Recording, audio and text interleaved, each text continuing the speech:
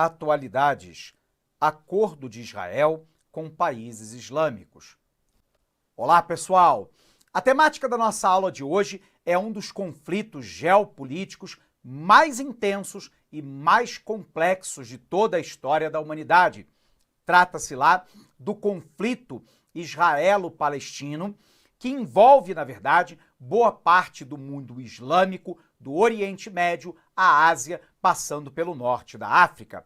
Para a gente tentar, então, desmistificar, esse conflito, que por vezes parece aí ser muito complicado o seu entendimento, a gente vai puxar lá do fio da meada, do início dessa discussão, para então a gente tentar chegar ao momento atual.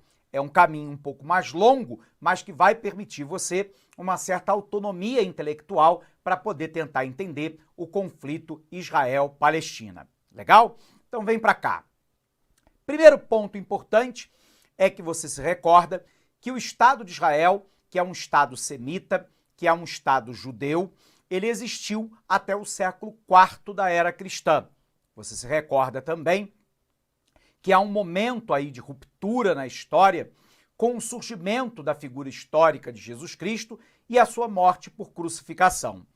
Do século I até o século IV, os cristãos serão perseguidos por Roma, que dominava o território da Palestina, e também pelos judeus, porque o cristianismo era considerado uma seita dentro do judaísmo.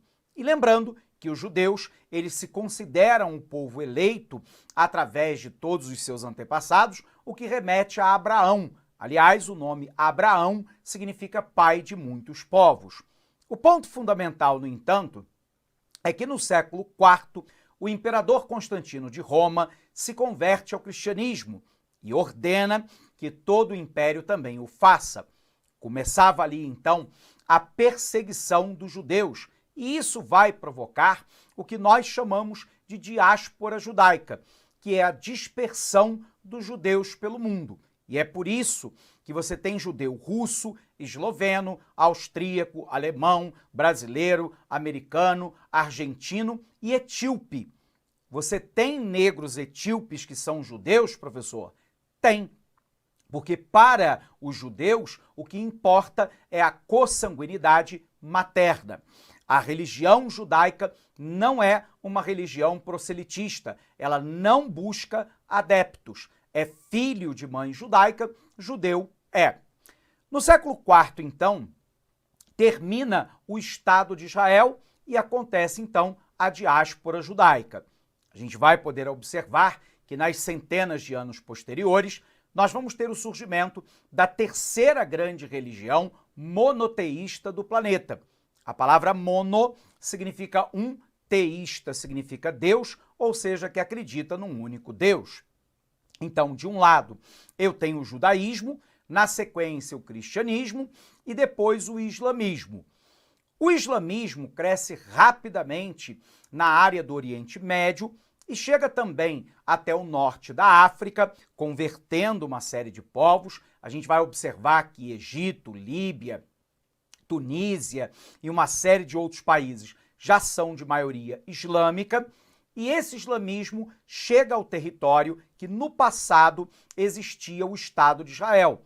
Esse território é o território da Palestina. E os islâmicos, que também são da etnia árabe, que ocuparam essa região, são chamados de palestinos, que passaram a conviver com o povo semita judeu de maneira relativamente pacífica até a Segunda Guerra Mundial. Na Segunda Guerra Mundial, você se recorda que as tropas nazistas de Hitler mataram 6 milhões de judeus em campos de concentração. E a partir do final da guerra, em maio de 45, na Europa, cresce a pressão dos judeus pela recriação do Estado de Israel. A ONU, Organização das Nações Unidas, foi criada em 1945 e em 1947 ela baixa uma resolução não cumprida até os dias atuais que divide o território da Palestina em 2 estados. Um estado israelense, judeu-semita, e um estado palestino árabe islâmico. Jerusalém, no entanto, era o pomo da discórdia, né? Porque em Jerusalém você tem os três grandes ícones, né, das três maiores religiões monoteístas do planeta. Então nós temos lá o Muro das Lamentações, que é sagrado para os judeus.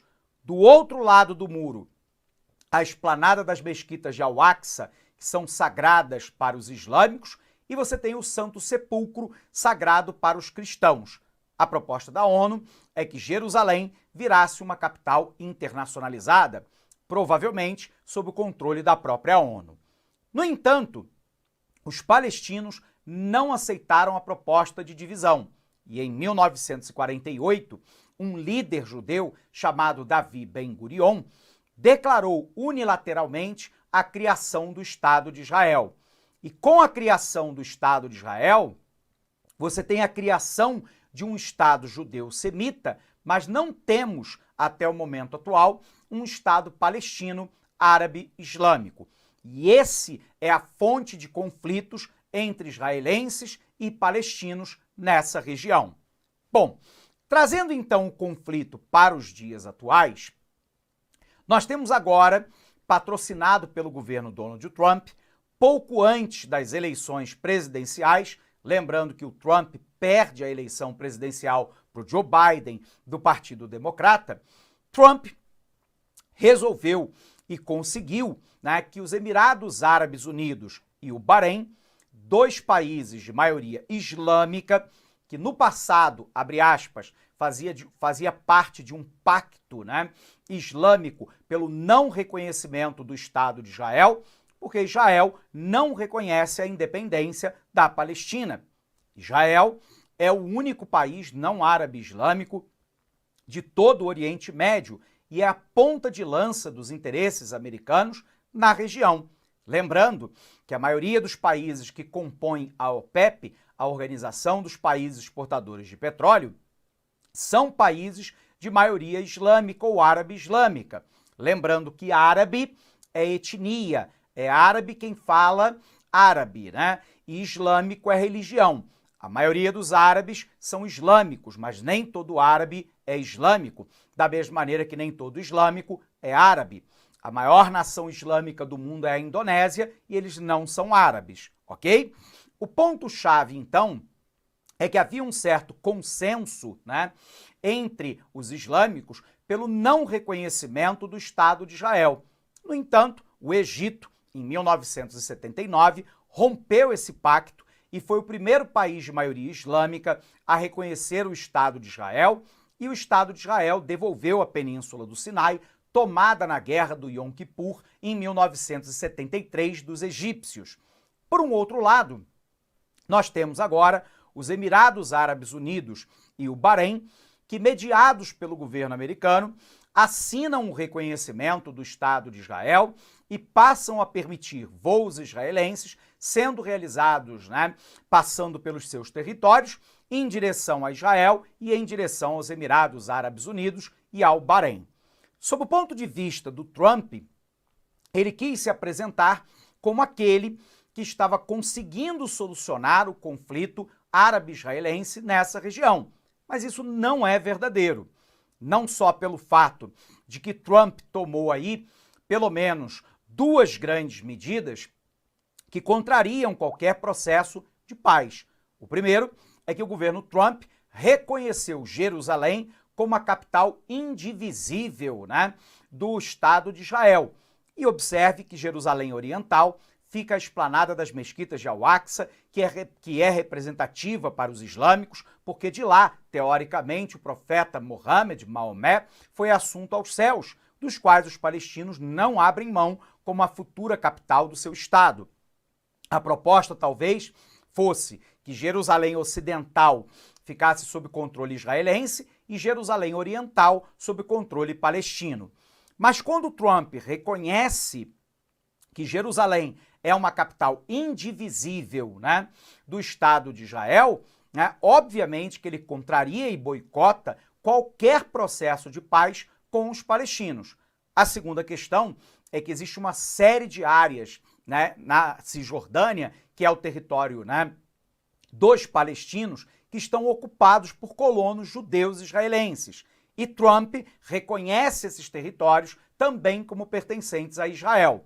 Então, portanto, né, ele, de certa forma, ele diz que está tentando o processo de paz, mas esse processo de paz ele já tomou um lado, que é o lado de Israel. Aliás, Donald Trump e o primeiro-ministro, né, israelense, da extrema-direita israelense, Benjamin Netanyahu, são aliados de longa data.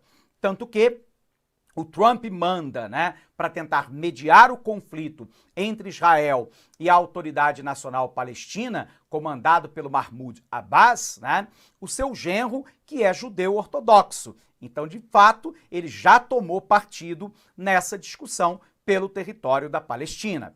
Bom, mas a pergunta, então, seria a seguinte, né? Por que os Emirados Árabes Unidos, né, e o Bahrein assinaram um reconhecimento do Estado de Israel, contrariando o mundo islâmico? Na verdade, há uma disputa geopolítica também entre os povos islâmicos dessa região do Oriente Médio. De um lado, você tem o Irã, que é de um grupo, né, dentro do islamismo, né, chamado de xiita, enquanto que a imensa maioria dos países são de maioria sunita. Aqui fazendo uma distinção bem rápida. Os xiitas, que são maioria apenas no Irã, acreditam que somente os descendentes diretos do profeta Maomé são verdadeiros líderes do Islã e que somente, né, o livro sagrado do Alcorão, ou Corão, revela as palavras de Alá. Por um outro lado, os sunitas acreditam que qualquer pessoa pura de coração pode ser um líder do Islã e acreditam que, além do Alcorão, tem a Suna, que é uma espécie de autobiografia do profeta Maomé, que também revela a vontade de Alá. Portanto, o próprio mundo islâmico é dividido em pelo menos dois grupos principais, fora os grupos secundários, como os alauítas. A gente vai perceber, então, que o Irã é inimigo histórico da Arábia Saudita. O Irã xiita, a Arábia Saudita sunita. E a Arábia Saudita é a maior produtora de petróleo do mundo e aliada estratégica dos Estados Unidos. Pois bem, o ponto-chave é que os sauditas teriam então influenciado os Emirados Árabes Unidos e Bahrein para reconhecer Israel, para se contrapor à expansão do poder político e militar do Irã na região. Portanto, tem um conflito aí geopolítico que escapa da alçada simplesmente do conflito árabe-israelense. Legal? É muito importante a gente entender essa geopolítica. E por que essa área, professor, é uma área tão complicada? Primeiro, porque 65% do petróleo mundial está lá. E o petróleo ainda é uma matriz energética fundamental para o mundo como um todo. A segunda questão é que nessa área você tem o berço das três grandes religiões monoteístas, né? Judaísmo, cristianismo e islamismo. E sem nenhuma discussão de ordem religiosa, mas cada uma dessas religiões acredita ter o monopólio da verdade. Acreditam ter um contato direto, né, com o próprio Deus e acreditam que o seu povo foi escolhido ou por conversão a esse Deus. E o problema é que essas visões são muitas vezes conflitantes entre si, embora as três religiões preguem a paz.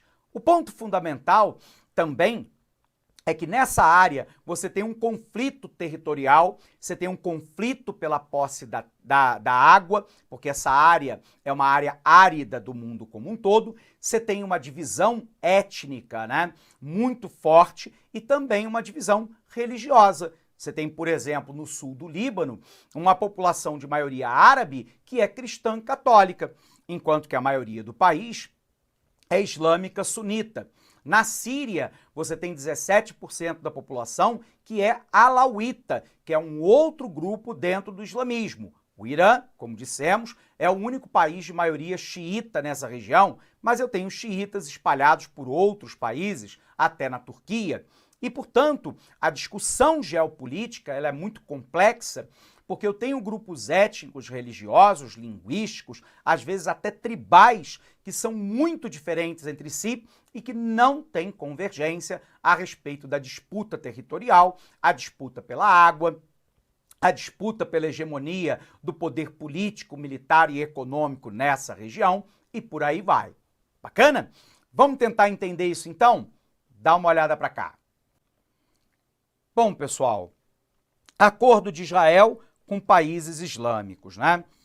Emirados Árabes Unidos e Bahrein assinaram na Casa Branca, em Washington, acordo diplomático histórico para normalizar as suas relações com Israel. O presidente dos Estados Unidos, Donald Trump, acompanhou a assinatura dos pactos, cujas negociações foram mediadas pelo seu governo. Em reação, o presidente da Autoridade Nacional Palestina, Mahmoud Abbas, afirmou que não haverá paz no Oriente Médio sem o fim da ocupação dos territórios palestinos por Israel. Abre aspas.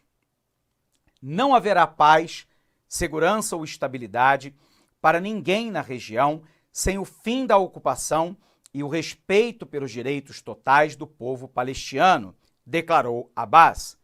Os palestinos têm acusado nas últimas semanas os Emirados Árabes Unidos e o Bahrein de traírem o consenso árabe, que fazia parte da resolução israelo-palestino, uma condição prévia para a normalização de relações com o Estado judaico. Abre aspas.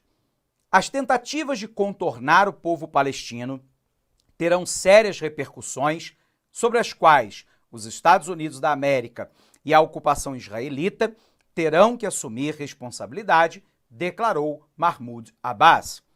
Analistas afirmam que os acordos são, sobretudo, motivados pelo interesse dos países árabes em conter a influência do Irã no Oriente Médio.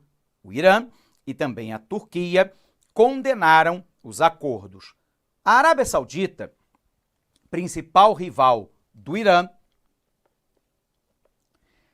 pela supremacia regional, comunicou que o reino está ao lado dos palestinos e que apoia todos os esforços que busquem alcançar uma solução para a questão palestina que possibilite um Estado palestino dentro dos limites de 1967, com Jerusalém Oriental como capital. Observe aqui como que Israel e os Emirados Árabes Unidos, estabelecem o acordo histórico. Israel e Emirados Árabes estabeleceram um acordo de paz histórico que normaliza as relações diplomáticas entre os dois países. O Egito foi o primeiro país a fazê-lo, assinou o acordo com Israel em 1979. A Jordânia assinou o acordo com Israel em 1994. E na foto, o primeiro-ministro de Israel, Benjamin Netanyahu, e o príncipe regente de Abu Dhabi, Mohammed bin Zayed, e o Estado árabe com laços diplomáticos com Israel, inclui o Bahrein e Omã, podem ser os próximos a reconhecer Israel como um Estado soberano. O acordo que os Estados Unidos mediaram significa que os Emirados Árabes vão ser o terceiro Estado árabe com relações diplomáticas totais com Israel. Delegações dos Emirados Árabes vão se reunir nas próximas semanas para assinar acordos relativos a investimento, turismo, voo direto, segurança, telecomunicações, entre outros temas. Os palestinos, Israel concordou em suspender a declaração de soberania sobre partes da margem ocidental ocupada. Netanyahu clarificou que adiou a anexação, mas esta está em cima da mesa. Irã e Turquia condenaram o acordo e os líderes palestinos descrevem-se como uma das facadas nas costas pelo país do Golfo. Trata-se de uma vitória política externa do presidente Donald Trump, quando procura a reeleição em 3 de novembro e um êxito pessoal para Netanyahu, que está em julgamento por corrupção. Pouco depois de eleito, Trump nomeou Jared Kushner como enviado especial para o Oriente Médio, encarregado de negociar a paz entre israelenses e palestinos. Nem Trump nem Kushner, lembrando que Kushner é judeu ortodoxo, esconderam os seus alinhamentos com Israel. Por isso, Besma Momami, especialista em Oriente Médio da Universidade de Waterloo, no Canadá, acredita que o real objetivo era agradar ao chamado lobby judeu, que costuma fazer grandes doações para campanhas políticas do Partido Republicano. Nessa linha, em dezembro de 2017, Trump fez um anúncio surpreendente que sacudiu o mundo árabe. Ele comunicou que os Estados Unidos mudariam a sua embaixada de Tel Aviv, que é a capital de Israel, a capital administrativa, para Jerusalém, cidade que ele reconheceu como legítima capital, né, indiscutível do Estado de Israel. Lembrando, Tel Aviv, né, é a capital política administrativa,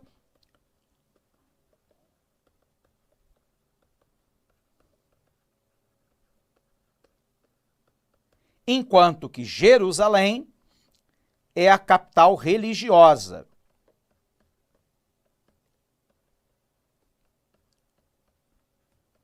Ok?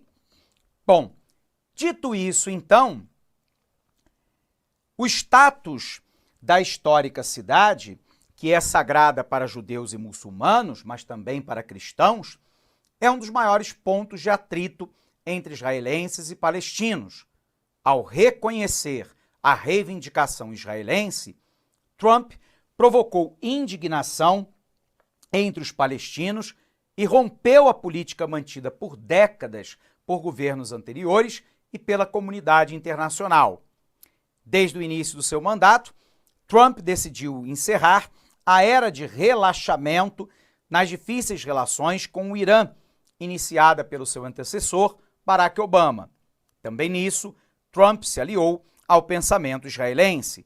Ele retirou os Estados Unidos do acordo nuclear, que oferecia a Teherã a suspensão das sanções internacionais em troca de aceitar a supervisão internacional de seu programa de energia atômica, e ordenou o ataque em Bagdá, que matou o general Qassem Soleimani, um homem-chave no Irã. Isso provocou uma escalada perigosa entre ambos os países. A volta das sanções americanas sob Trump agravou as dificuldades econômicas do Irã, embora o problema já vinha de antes. A assinatura do acordo nuclear não havia melhorado a economia na magnitude que os iranianos imaginavam. Contudo, Teherã continua tendo uma grande influência na região.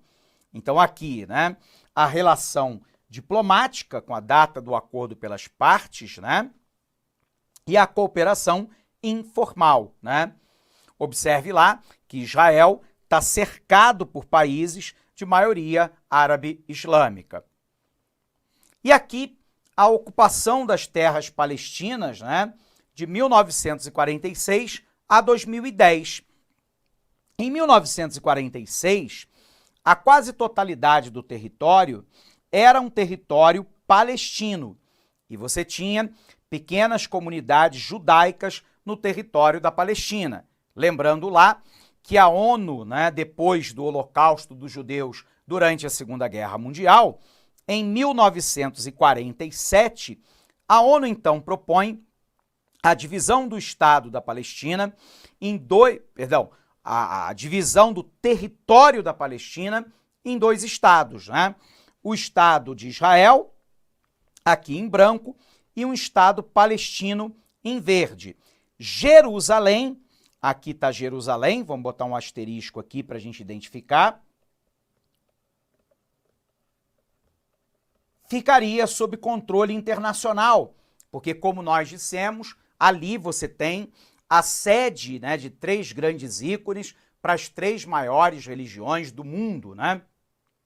O Muro das Lamentações para os judeus, a Esplanada das Mesquitas de Al-Aqsa para os islâmicos e o Santo Sepulcro por parte dos cristãos.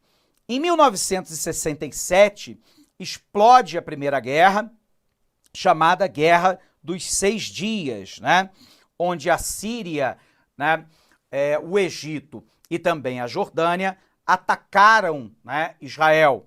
Israel venceu a guerra no 6º dia e ampliou a posse do território, praticamente deixando, né, o território palestino somente na área da Cisjordânia.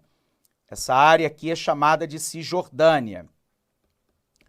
Ocorre que, se nós olharmos, né, o mapa em 2010, você tem agora, dentro do território da Cisjordânia, colônias judaicas, tomando parte ainda maior do território que, pela decisão da ONU de 1947, formaria o Estado palestino. E, portanto, você tem, de um lado, né, a criação do Estado de Israel, e do outro lado, você não tem, até os dias atuais, a criação do Estado palestino. E isso é a grande justificativa para os conflitos que ocorrem nessa região, de maneira mais intensa, pelo menos desde o final da Segunda Guerra Mundial. Bacana? Bom, pessoal, é sempre muito legal a gente ver atualidades. A gente encerra essa aula por aqui. Um forte abraço para você e bons estudos!